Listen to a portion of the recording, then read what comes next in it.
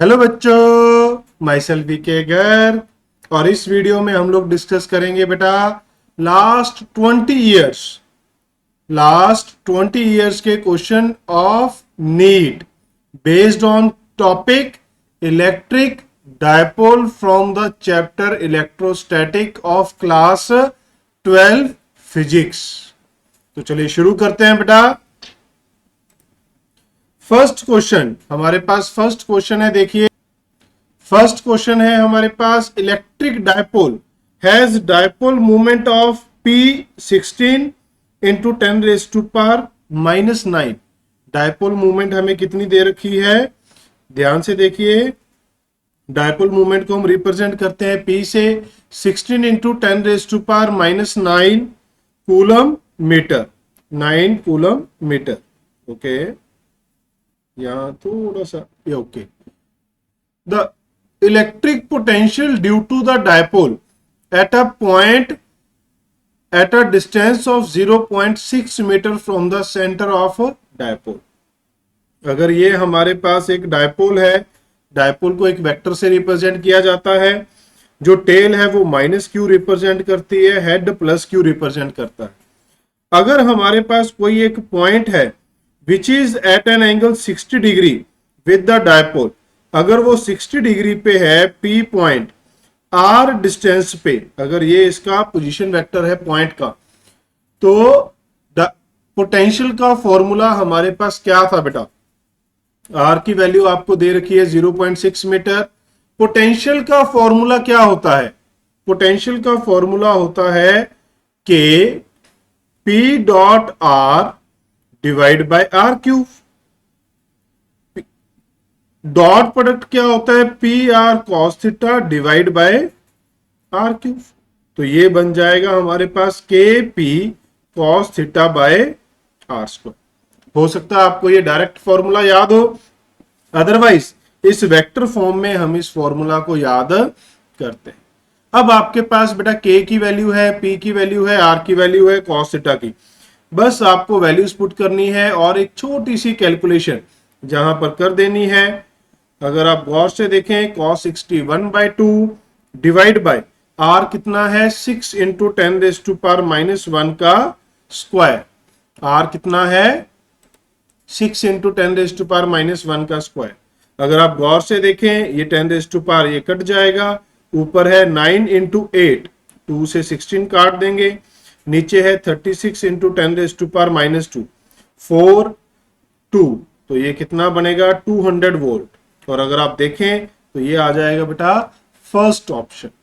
Okay, this is first option.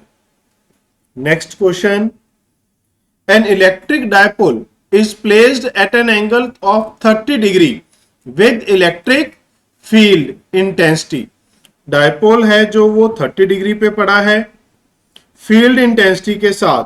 Field intensity कितनी है, 2 into 10⁵ newton per coulomb. It experience a torque equal to, torque दे रखी है।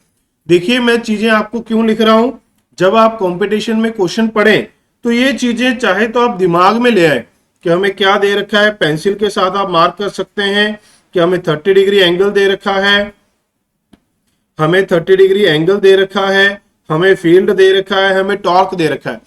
जब हम कंपटीशन में क्वेश्चन सॉल्व करते हैं तो जो डाटा है इसको हमें इंटरप्रेट करके निकालना पड़ता है कि हमें क्या क्या गिवन है। अब सिर्फ आपको क्या फाइंड करना है, charge on the dipole. The dipole length दे रखी है, डायपोल की लेंथ भी दे रखी है 2 सेंटीमीटर। अब अगर आप गौर से देखें तो कौन सा फॉर्मूला होता है बेटा आपके पास होता है torque is equal to PE sine theta. Torque किसके बराबर होती है, पीई साइन थीटा। पी की वैल्यू कितनी है, Q इंटू एल। E की वैल्यू कितनी है, 2 इंटू 10⁵। साइन थीटा कितना है, साइन 30 1/2। साइन 30 हमारे पास क्या होता है, साइन 30 हमारे पास होता है 1/2। ओके, साइन 30 हमारे पास होता है 1/2। गौर से देखेंगे, टॉर्क की वैल्यू है 4, वैल्यू पुट कर देंगे। लेंथ की वैल्यू है 2 इंटू 10⁻⁻2, ये है 2 इंटू 10⁵। एडजस्ट कर दीजिए बेटा। Q की वैल्यू क्या आ जाएगी, अगर आप देखें तो 4 2 के साथ ये कट जाएगा। सिंपली ये हमारे पास कितनी बच रही है, गौर से देखेंगे इसे। एल हमें 2 सेंटीमीटर दिया है, फील्ड हमें 2 इंटू 10⁵ साइन थीटा की वैल्यू हमने यहां पर मिस कर दी, तो ये बचेगा 2 इंटू 10⁻⁻3, तो ये आ जाएगा 2 मिली कूलम। ये समझ में आ गई बात। अगर आप ध्यान से देखें तो ये 1 है, ये 2 है, ये 1/2 इंटू 10⁻3 है। तो दूसरी साइड लेकर जाएंगे तो ये क्या बनेगा, हो सकता है कुछ बच्चों को कैलकुलेशन ना समझ में आई हो, तो मैं इसको थोड़ा ज्यादा स्टेप्स में लिख रहा हूं, सच दैट आपको चीजें अच्छे से समझ में आ जाए, आपको चीजें अच्छे से समझ में आ जाएं, इसलिए इसको आपको ज्यादा स्टेप्स में लिख कर दिया गया है। ओके बेटा, नेक्स्ट देखते हैं। An electric dipole of dipole movement. देखिए कितना आसान क्वेश्चन आया है, बहुत ही आसान क्वेश्चन है, बहुत ही आसान क्वेश्चन है। Dipole movement P is aligned parallel to the uniform electric field E. Dipole moment is aligned parallel to the electric field. गौर से देखिए, parallel to the electric field. अगर हम मान लें कि ये इलेक्ट्रिक फील्ड लाइंस हैं, इन लाइंस में हमारे पास जो है डायपोल रखा हुआ है, parallel to electric field lines हमने डायपोल को रखा है। ओके, इस तरीके से रख लेते हैं। अब अगर आप गौर से देखें तो पूछा गया है energy required to rotate the dipole by 90 degree. इस डायपोल को हमें कितने एंगल से घुमाना है, 90 डिग्री से घुमाना है। तो क्या हो जाएगा, इनिशियली एनर्जी कितनी हो जाएगी, एनर्जी होती है P डॉट E, एनर्जी होती है P डॉट E। तो यहां पर क्या हो जाएगा, this is minus PE cos 0, तो ये है माइनस PE। 90 डिग्री पे घुमा दिया है, 90 डिग्री पे, तो फाइनल एनर्जी क्या हो जाएगी, माइनस PE cos 90, cos 90 होता है 0। एनर्जी रिक्वायर्ड कितना आ जाएगा बेटा हमारे पास, गौर से देखिए, इसने पूछा एनर्जी रिक्वायर्ड, तो change in energy is the energy required, change in energy is the energy required. तो ये हमारे पास क्या हो जाएगा, ये हमारे पास हो जाएगा final minus initial, final minus initial, and it will become minus PE। Final minus initial, minus minus plus हो जाएगा, गौर से देखिए, माइनस माइनस क्या हो जाएगा, प्लस हो जाएगा, 0 minus minus PE, it will become PE, positive PE। तो आंसर क्या हो जाएगा, C। अब अगर आप इसको क्वेश्चन को गौर से देखें बेटा, आपको पोटेंशियल एनर्जी का फॉर्मूला पता है, PE होता है। अगर आप फर्स्ट ऑप्शन और सेकंड ऑप्शन को गौर से देखें तो वो डायरेक्ट कट जाएंगी। इन्फिनिटी, अगर आपको हल्का सा आइडिया है कि ये PE cos थीटा होता है, तो एक फाइनाइट टर्म आने वाली है, तो इन्फिनिटी भी नहीं होगी। तो आप इसे बिना सॉल्व किए भी आंसर मार्क कर सकते थे, बिना मैथमेटिकल कैलकुलेशन के भी इस क्वेश्चन का आंसर दिया जा सकता था। Okay, understood. नेक्स्ट क्वेश्चन देखते हैं।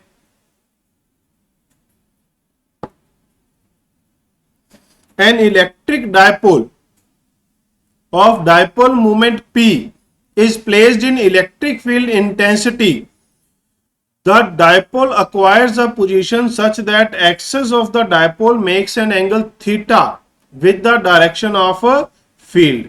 Assuming that potential energy of the dipole to be 0. कोई भी ऐसी बात नहीं कही गई जो हमें नहीं पता। हमें पता है कि पोटेंशियल एनर्जी डिफाइन करते वक्त हम रेफरेंस कौन सा लेते हैं, theta equal to 90 degree is taken as a reference while defining the potential energy, while defining the potential energy. Okay, तो वही यहां पर किया गया है, वही यहां पर किया गया है। तो कहते हैं torque of and the potential energy of the dipole. Simply formula पूछे हैं, इतनी बड़ी स्टेटमेंट आपको दे दी, पूछा क्या गया है, सिंपली फॉर्मूला किसका, टॉर्क का। टॉर्क का फॉर्मूला क्या होता है, PE साइन थीटा। टॉर्क का फॉर्मूला क्या होता है, PE साइन थीटा। और जो हमारे पास एनर्जी का फॉर्मूला होता है, एनर्जी का फॉर्मूला होता है माइनस पीई कॉस थीटा। और इस क्वेश्चन में कुछ भी नहीं दिया गया, सिर्फ और सिर्फ टॉर्क एंड एनर्जी का फॉर्मूला आपसे पूछा गया था। तो कौन सी ऑप्शन बन गई? First option. इतनी बड़ी स्टेटमेंट दी गई है, इस क्वेश्चन को ध्यान से समझने वाली बात है बेटा। स्टेटमेंट इतनी बड़ी और पूछा क्या है? सिर्फ टॉर्क एंड पोटेंशियल एनर्जी का फॉर्मूला। बाकी सारी थ्योरी दे दी इसने कि भाई हम कहां डिफाइन करते हैं जब थीटा 90 डिग्री है, एंगल कितना है, कहां पर हमने लिखना है, एंगल क्या होना चाहिए पी और फील्ड में, पी एंड ई में थीटा। तो टॉर्क क्या है? P sine theta. Potential energy क्या है? Minus P cos theta. ये क्वेश्चन थोड़ा समझने वाला क्वेश्चन है बेटा, ध्यान से देखिए। 3 point charges plus Q, minus 2q and plus Q are placed at x equal to 0, y equal to a, z equal to 0। तो मैं यहां पर कोऑर्डिनेट सिस्टम ड्रॉ कर लेता हूं। ध्यान से देखिए, यहां पर हम कोऑर्डिनेट सिस्टम ड्रॉ कर लेते हैं। ये है x और ये है y। पॉइंट कहां पर है? x0 y a, x0 y a। ये हमारे पास आ गया y equal to a, z भी 0 है। सेकंड है x0 y0 z0, इस पॉइंट पे आ गया है। थर्ड है x equal to a, y equals to 0, ये हमारे पास सभी पॉइंट 0 हैं। यहां पर क्या रखा हुआ था? Plus q। यहां पर क्या रखा हुआ है? Plus q। और ओरिजिन पे रखा हुआ था minus 2q। Okay. The magnitude and direction of electric dipole movement. पहली बात आप इसमें यह देखें कि सारे के सारे चार्जेस एक्स वाई प्लेन में है, जेड प्लेन में कुछ नहीं है। जेड प्लेन में हमारे पास कुछ नहीं है, सारे के सारे चार्जेस हमारे पास एक्स वाई प्लेन में है। सारे के सारे चार्जेस एक्स वाई प्लेन में है, तो डायपोल मूवमेंट भी किधर होगी? एक्स वाई प्लेन में ही होगी। अब अगर हम देखें तो इस माइनस 2q को हम किस में कन्वर्ट कर सकते हैं? Plus q। देखिए मैं इसको स्प्लिट कर देता हूं। कैसे स्प्लिट कर दिया? माइनस q, टोटल कितना है? Minus 2q। इस माइनस q प्लस q की वजह से इधर डायपोल मूवमेंट होगी, इस plus q minus q plus q की वजह से इधर डायपोल मूवमेंट होगी। कितनी होगी? p। इधर कितनी होगी? p। तो नेट कितनी हो जाएगी? नेट इस तरफ कितनी हो जाएगी? अगर दो डायपोल मूवमेंट है, ईच किसके बराबर है? QA। Each is equal to QA and angle between these two is 90 degree. Angle between these two is 90 degree. तो रिजल्टेंट क्या होगा? नेट डायपोल मूवमेंट क्या हो जाएगा? आपको पता है, ये चीजें आपको पता है। p square plus 2pp cos 90। cos 90 क्या होता है? 0। तो बहुत सारे बच्चे इसे डायरेक्ट काट कर सीधा सीधा क्या लिख सकते हैं? Root 2p। तो आंसर क्या आएगा? Root 2qa। कहां पर होगा? कहां पर होगा? अलोंग बाइसेक्टर 45 डिग्री पे अलोंग बाइसेक्टर होगा बेटा। अलोंग बाइसेक्टर लाइन क्या होती है हमारे पास? अलोंग बाइसेक्टर लाइन क्या होती है? अगर आप इस लाइन के कोऑर्डिनेट्स देखें तो ये वाले कोऑर्डिनेट्स क्या हो जाएंगे? a,0 और ये क्या थी? 0,0,0। तो ऑप्शन इस तरीके से है कि मैग्नीट्यूड कितनी है? Root 2QA। देखिए 3 ऑप्शन है जिसमें मैग्नीट्यूड रूट 2QA है, but coordinates direction plays an important role. Kinematic में भी बहुत सारे क्वेश्चन ऐसे मिलते हैं जिसमें मैग्नीट्यूड सेम होती है, direction plays an very important role. तो इस केस में क्या होगा? x0 y0 z0, xa ya zj इस लाइन के अलोंग है। Yes, line joining x0 y0 z0 to the line a xa ya z0, इस लाइन के अलोंग ये होगा 45 डिग्री पे x और y एक्सिस के बीच में। तो आंसर क्या आएगा? First option should be the answer. Next देखेंगे बेटा, an electric dipole movement P is lying along uniform electric field, work done in rotating by angle 90 degree. ये पहले भी पूछा जा चुका है, ये क्वेश्चन पहले भी पूछा जा चुका। उसमें ये था कि एनर्जी कितनी चेंज होगी, इसमें वर्क डन पूछ लिया। जो एनर्जी चेंज होगी बेटा वो वर्क डन से ही तो आएगी। तो क्या होगा, इनिशियली इस फॉर्म में है, फाइनली ये हमारे पास 90 डिग्री पे हो जाएगा, फाइनली ये किस पे हो जाएगा 90। तो इनिशियल एनर्जी आप क्या लिख सकते हैं, फिर से फटाफट से लिख सकते हैं, minus PE cos 0 which is equal to minus PE, जब ये 90 पे घूम जाएगा तो minus PE cos 90 which is equal to 0। Okay, which is equal to 0। तो वर्क डन किसके बराबर होगा, कौन सा। अब जब हमसे पूछा जाता है work done in rotating, work done in rotating हमसे पूछा गया है वर्क डन इन रोटेटिंग, तो कौन सा वर्क डन होगा, ये एक्सटर्नल। तो वर्क डन एक्सटर्नल किसके बराबर होता है, डेल्टा यू। अगर पूछता work done by electric force तो वो कंजर्वेटिव होती, वो माइनस डेल्टा यू होता है। अगर हमसे सिंपली पूछा गया वर्क टू बी डन, जब वर्क डन, तो वो हम एक्सटर्नल बताते हैं, डेल्टा यू के बराबर आएगा। फाइनल माइनस इनिशियल, तो ये क्या बन जाएगा, ये आ जाएगा पीई के बराबर। ये कितना आ जाएगा, पीई। तो कितना आएगा बेटा आंसर, ए। फर्स्ट ऑप्शन इस क्वेश्चन की भी आंसर आएगी। कौन कहता है कि ए ऑप्शन नहीं होता है नीट में, देखिए इस जो हमने ये क्वेश्चन सॉल्व किए हैं, इससे पहले वाले का भी ए था, उससे पहले वाले का भी ए था, है ना। जो फर्स्ट क्वेश्चन था शायद उसका भी हमारे पास आंसर क्या था, ए था। तो बहुत सारे ऑप्शन क्वेश्चन ऐसे हैं जिनका आंसर ए है। तो इस आइडिया को आप त्याग दें बेटा, इस थॉट को त्याग दें कि फर्स्ट ऑप्शन आंसर नहीं होता। कई बार सिखाया जाता है कि अगर आपका फर्स्ट ऑप्शन आंसर आ रहा है तो आप उसे मार्क ना करें, बट फर्स्ट ऑप्शन भी काफी बार आंसर आता है। तो आपको अपने कंसेप्ट के ऊपर बिलीव करना है, वो फर्स्ट ऑप्शन आंसर दे या फिर डी ऑप्शन आंसर दे, जो भी आंसर देगा वही हमारे पास फाइनल है। आप अपने कंसेप्ट के साथ स्टिक करें बेटा।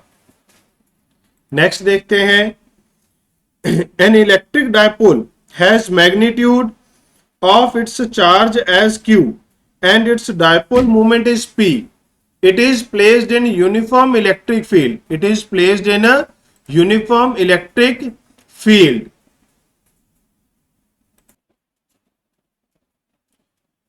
Its dipole moment is along direction of field. The force on it and its potential energy. बहुत ही आसान क्वेश्चन है, सिंपल फॉर्मूला पूछा गया है, आप ध्यान से देख सकते हैं। ये हमारे पास फील्ड लाइंस हैं, ये हमारे पास डायपोल पड़ा है, डायपोल पड़ा है बेटा, ये हमारे पास किधर पड़ा है, it's dipole movement is along direction of field. It's dipole movement is along direction of field. Field की डायरेक्शन में है, फील्ड की डायरेक्शन में है। तो हमारे पास फोर्स क्या होगी, गौर से देखिए, फोर्स क्या होगी हमारे पास, ये होता है माइनस क्यू, ये होता है प्लस क्यू। तो इस तरफ फोर्स लगेगी बेटा QE और इस तरफ भी फोर्स लगेगी QE। दोनों के ऊपर पॉजिटिव चार्ज के ऊपर फोर्स होती है फील्ड की डायरेक्शन में, फील्ड हमारे पास राइट वर्ड है, तो पॉजिटिव चार्ज के ऊपर फोर्स होती है फील्ड की डायरेक्शन में, नेगेटिव चार्ज के ऊपर फील्ड होती है opposite to field. Negative charge के ऊपर जो फोर्स होती है that is opposite to field. तो क्या होगा, यहां पर क्या हो जाएगा, यहां पर गौर से देखिए, यहां पर हमारे पास क्या बन रहा है, फोर्स हो जाएगी 0। फोर्स हमारे पास कितनी हो जाएगी, 0। Rightward force is equal to leftward force, rightward force is equal to leftward force. Okay, rightward force is equal to leftward force. Next हमारे पास क्या है, नेक्स्ट हमारे पास देखिए क्या बन रहा है, पूछा गया है पोटेंशियल एनर्जी। पोटेंशियल एनर्जी किसके बराबर होगी, एंगल कितना है P और E में 0, तो cos 0 किसके बराबर आ जाएगा, माइनस P।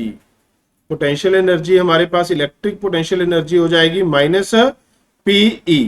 तो आंसर क्या बनेगा, अब अगर आप गौर से देखें, अगर आप गौर से देखें, 0 वाला फोर्स 0 किस में है, सिर्फ एक ऑप्शन में। आप सीधा सीधा सी ऑप्शन मार्क कर सकते थे बिना पोटेंशियल एनर्जी को चेक किए, बट आप देख सकते हैं minus P is the minimum potential energy, minimum potential energy. और इसी वजह से ये जो स्टेट है, क्योंकि फोर्स 0 है तो इसे कहा जाता है इक्विलिब्रियम, क्योंकि पोटेंशियल एनर्जी मिनिमम है तो इसे कहा जाता है स्टेबल इक्विलिब्रियम। इक्विलिब्रियम है क्योंकि फोर्स जीरो है, पोटेंशियल एनर्जी माइनस पी है, तो हम इसे कह सकते हैं स्टेबल इक्विलिब्रियम। इस तरीके से सेम क्वेश्चन को नए कॉन्सेप्ट के साथ भी पूछा जा सकता है। तो आपको जब आप क्वेश्चन सॉल्व करते हैं, प्रीवियस ईयर क्वेश्चन सॉल्व करते हैं, तो आपको कॉन्सेप्ट रिवाइज करना होता है कि इसके साथ रिलेटेड क्या कॉन्सेप्ट है, वो आपको सारे कॉन्सेप्ट ध्यान में आने चाहिए। सिर्फ क्वेश्चन सॉल्व करना ही आपका पर्पस नहीं होना चाहिए बेटा, ओके। सिर्फ क्वेश्चन सॉल्व करना ही पर्पस नहीं होना चाहिए, कॉन्सेप्ट को रिवाइज करना है। इस क्वेश्चन को देखेंगे, देखिए इस तरीके से कभी कभार नीट में अक्सर हम ये कहते हैं कि 4-5 क्वेश्चन तो हर साल ऐसे आते हैं जिसमें आपको थोड़ी बहुत कैलकुलेशन करनी पड़ती है। उनमें से ही एक ये वाला क्वेश्चन है। क्या कह रहा है? कहता है electric intensity due to an dipole of length 10 centimetre. एक डायपोल है जिसकी लेंथ है हमारे पास 10 सेंटीमीटर। एक मिनट भी, हाँ ये देखिए जरा, एक डायपोल है जिसकी लेंथ हमारे पास कितनी है? 10 centimetre. Having a charge 500 microcoulomb. Charge कितना है? 500 माइक्रोकूलम। मींस एक एंड माइनस क्यू होगा, एक होगा प्लस क्यू। लेंथ कितनी है? 10 centimetre. At a point 10 on the axis at distance 20 centimeter from one of the charge। 20 centimetre जो डिस्टेंस है, आर है, जो हमने डायपोल मूवमेंट के फॉर्मूलाज ड्राइव किए थे, वो तब होते हैं जब R much greater than L हो। बट इस केस में तो ऐसा है नहीं, तो आपको यहां पर डायपोल वर्ड का कोई ज्यादा बेनिफिट मिलेगा नहीं। डायपोल वर्ड का यहां कोई बेनिफिट है नहीं। पी पॉइंट पे आपको फाइंड करना है जो कितने डिस्टेंस पे है, एक चार्ज से 20। वो आपकी इच्छा है, आप कौन सी साइड लेना चाहते हैं, कोई फर्क नहीं पड़ता है, कोई फर्क नहीं पड़ता, आप किसी भी साइड पे ले सकते हैं। तो क्या होगा इस केस में? नेगेटिव चार्ज की वजह से क्या होगा फील्ड? नेगेटिव चार्ज की वजह से आप इसे लिख सकते हैं के क्यू बाय 30 सेंटीमीटर मीन्स 0.3 का स्क्वायर। किस तरफ होगा? इनवर्ड। ओके। पॉजिटिव फील्ड की वजह से कितना होगा? पॉजिटिव फील्ड की वजह से के क्यू बाय 0.2 का स्क्वायर। किस तरफ होगा? आउटवर्ड। पॉजिटिव फील्ड की वजह से किस तरफ होगा? आउटवर्ड। अब अगर आप ध्यान से देखें, इन दोनों में से कौन सा बड़ा है? जिसका डिनोमिनेटर छोटा है उसका फील्ड बड़ा होगा। तो नेट फील्ड क्या बचने वाला है? नेट फील्ड बचेगा E positive minus E negative. Positive की वजह से फील्ड राइटवर्ड है, नेगेटिव की वजह से फील्ड लेफ्टवर्ड है। तो इन दोनों को अगर आप सब्ट्रैक्ट कर देंगे तो हमारे पास नेट फील्ड बच जाएगा। तो क्या होगा बेटा? गौर से देखिए, के क्यू कैलकुलेशन क्या है? 4 इंटू 10⁻⁻²। के क्यू 9 इंटू 10⁻⁻²। अगर आप इसे गौर से देखें, के बाहर आ जाएगा। चार्ज कितना था? 500 माइक्रोकूलम। 10⁻⁻² भी बाहर आ जाएगा। अंदर क्या बचेगा ब्रैकेट में? 1/4 1/9। आप इसे लिख सकते हैं, सिंपली आप इसे लिख सकते हैं। गौर से देखिए, 9 इंटू 5, जीरोस को एडजस्ट कर देंगे। जीरोस को अगर आप एडजस्ट करेंगे, 2 + 2 4 + 9 13 - 6 7 बच गया। यहां क्या बचेगा? 36 9 - 4 36 है तो 9 कट जाएगा, 4 ऊपर क्या बचेगा? 25/4 इंटू 10⁻7। ओके, कितना लिख सकते हैं आप इसे? 6.25 इंटू 10⁻7। गौर से देखिए बेटा, first option is the right answer. First option is the right answer. और इसमें जो बाकी ऑप्शंस है उन सब में भी 10⁻7 है, 2 ऑप्शन में। तो आपको ये क्वेश्चन पूरा सॉल्व करना ही था, आपको ये पूरा क्वेश्चन सॉल्व करना था। कैलकुलेशन थी, बट आप इसे आराम से कर सकते हैं। ऐसी कैलकुलेशन नहीं है जिसमें आपको कोई दिक्कत हो। बड़े ही अच्छे फैक्टर बन रहे हैं, आराम से चीजें कैंसिल आउट हो रही हैं। ओके, तो कभी कभार ऐसे भी क्वेश्चन आते हैं, और हम ये कह सकते हैं कि हर साल 4 से 5 क्वेश्चन तो ऐसे हैं जिसमें आपको इस तरीके की कैलकुलेशन करनी पड़ सकती है। तो मेडिकल के स्टूडेंट को भी ये नहीं सोचना कि यार कैलकुलेशन वाले क्वेश्चन तो बिल्कुल भी नहीं आएंगे। अगर आप इलेक्ट्रोस्टैटिक की पहली वीडियो देखें तो उसमें भी 3-4 क्वेश्चन ऐसे थे फोर्सेस के ऊपर बेस्ड, जिसमें आपको एक अच्छी कैलकुलेशन करने की जरूरत पड़ रही थी। नेक्स्ट क्वेश्चन देखिए, ये डायरेक्ट फॉर्मूला बेस्ड है। टॉर्क का फॉर्मूला क्या होता है? एक डायपोल है जिसकी डायपोल मूवमेंट आपको P गिवन है, इलेक्ट्रिक फील्ड E है। टॉर्क का फॉर्मूला क्या होता है? टॉर्क का फॉर्मूला होता है P क्रॉस E। टॉर्क का फॉर्मूला होता है P cross E। This is PE sign theta. Torque का फॉर्मूला होता है P क्रॉस E। तो सिंपली क्या ऑप्शन बनेगी? सेकंड ऑप्शन हमारे पास बन जाएगी, और इसमें कुछ भी नहीं है। तो ये थे बेटा हमारे पास question based on electric dipole. Next video में हम लोग देखेंगे question based on potential energy and work done बेटा। To get the notification of the upcoming or next video, press the bell icon and don't forget to subscribe the channel beta. Thanks for watching and keep studying beta. This is very important. Keep studying. अभी बहुत दूर जाना है। Okay, bye bye beta.